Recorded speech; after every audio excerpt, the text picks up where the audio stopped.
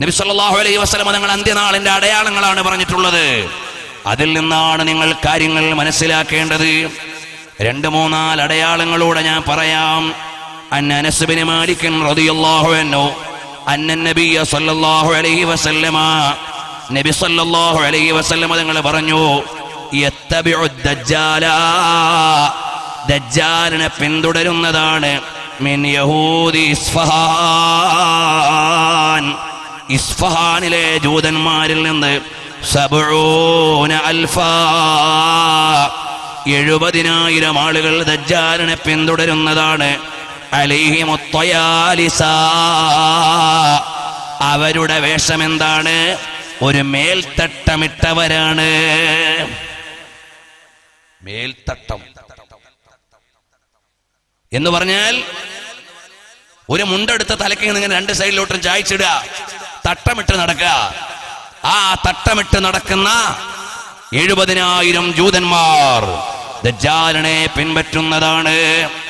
അതാ തയാലിസത്തു നൗഉം മിനൽ ലിബാസി, അതൊരു തരം വസ്ത്രമാണ്. യുൽബസു അലർ റഅസി, തലയുടെ മേലെ ഇടുന്നതാണ്. വയുസ്ദലു അലാ ബഖിയത്തിൽ ബദനി, 2 ഭാഗത്തേക്കും ഇങ്ങനെ തൂക്കിയിടുന്നതാണ്. വമുഫ്രദുഹു തൈലസാൻ, അഥവാ നമ്മൾ വെള്ളിയാഴ്ച ഖത്തീബ് സുന്നത്തായിട്ടും തൈലസാൻ ഇടണം. തലപ്പാവിന്റെ മേലെ കൂടി ഒരു തട്ടമെടുത്തിങ്ങനെ ഇടണം. ഇന്ന് ചില ആളുകൾ ഇതൊരു പരിഷ്കാരമായി തലപ്പാവിനെ മാറ്റിവെച്ച് തട്ടമിട്ട് നടക്കുന്നുണ്ട്. ഞാൻ ഈ ഹദീസ് വായിച്ചങ്ങ് പറയുകയല്ലാതെ ആരെയും ഒന്നും പറയാൻ ഞാനില്ല. പക്ഷേ ഒരു കാര്യമുണ്ട്, നബി സല്ലല്ലാഹു അലൈഹി വസല്ലം തങ്ങൾ പറഞ്ഞ ജൂതന്മാരുടെ, ദജ്ജാലിനെ പിൻപറ്റുന്ന ജൂതന്മാരുടെ ലക്ഷണത്തിൽ എണ്ണിയിട്ട് ബഹുമാനപ്പെട്ട അബ്ദുറഹ്മാൻ അൽ ഉറൈഫി അദ്ദേഹത്തിന്റെ അന്ത്യനാടിനെ പരിചയപ്പെടുത്തുന്ന ഗ്രന്ഥമുണ്ട്. ആ ഗ്രന്ഥത്തിൽ അദ്ദേഹം ഫോട്ടോ അടക്കം കൊടുത്ത് 253-ാമത്തെ പേജിൽ നിഹായത്തുൽ ആലം അശ്റാത്തു സാഅത്തിൽ സുഗ്റാ വൽ കുബ്രാ എന്ന ഗ്രന്ഥം സചിത്രമായി ഖിയാമത്ത് നാളിനെ വിശദീകരിക്കുന്നതാണ്. ഇതിന്റെ 253-ാമത്തെ പേജിൽ ആ തട്ടത്തിന്റെ ഫോട്ടോ അടക്കം കൊടുക്കുന്നത് കാണാം. ഇന്ന് ചില ആളുകൾ, ചില കുട്ടികളൊക്കെ ചിലപ്പോൾ അറിയാതിട്ട് പോകും എന്ന് വിചാരിച്ച് തട്ടോട്ടോരാരും ജൂതാനൊന്നും വിളിക്കരുതിട്ടോ. അത് ഇതുകൊണ്ട് ഉദ്ദേശിച്ചിട്ടില്ല, ഞാൻ പറഞ്ഞിട്ടില്ല.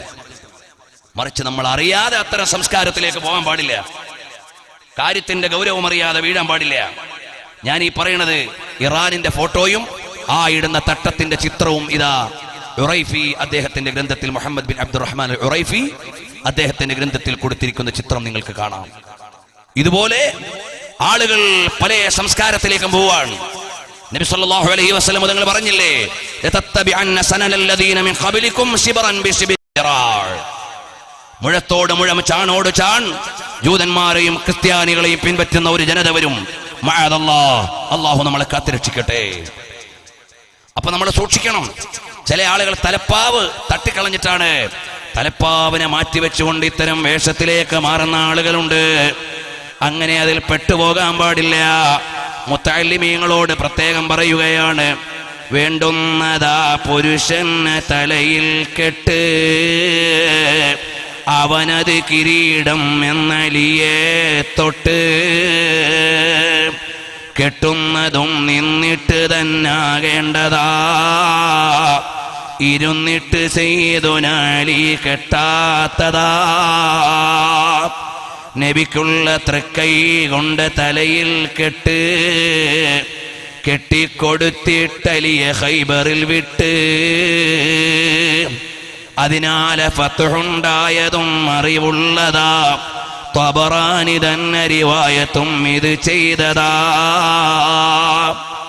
ഇതുപോലെ തുഹഫയിലുണ്ട് 2-ാം ഭാഗമിൽ 475 പേജ് അവസാനമിൽ. ഇങ്ങനെ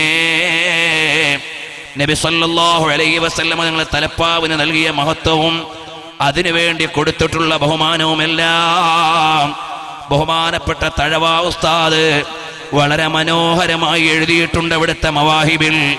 പ്രിയമുള്ള മുത്തഅല്ലിമീങ്ങളെ, നിങ്ങളത് വായിച്ചു നോക്കണം. നമ്മുടെ ജീവിതത്തിൽ അത്തരം നല്ല നല്ല ചര്യകളാണ് വരേണ്ടത്. ഏതെങ്കിലും ചില പരിഷ്കാരങ്ങളുടെ പിന്നാലെ പോയി സുന്നത്തിനെ മറക്കാൻ പാടില്ല. അള്ളാഹുവിന്റെ ദീനിന്റെ ചിഹ്നങ്ങളെ മറക്കാൻ പാടില്ല. ഹബീബായ സല്ലല്ലാഹു അലൈഹി വസല്ലം തങ്ങൾ പറഞ്ഞ ഒരു മുന്നറിയിപ്പ് ഞാൻ വായിച്ചെന്നേ ഉള്ളൂ. വളരെ ശ്രദ്ധയോടെ ഇതറിയണേ. അനസ് ബിൻ മാലിക് തങ്ങളിൽ നിന്നുള്ള നിവേദനമാണ്. ബഹുമാനപ്പെട്ട ഇമാം മുസ്ലിം ഉദ്ധരിച്ചതാണ് റഹിമഹുമുല്ലാഹ്.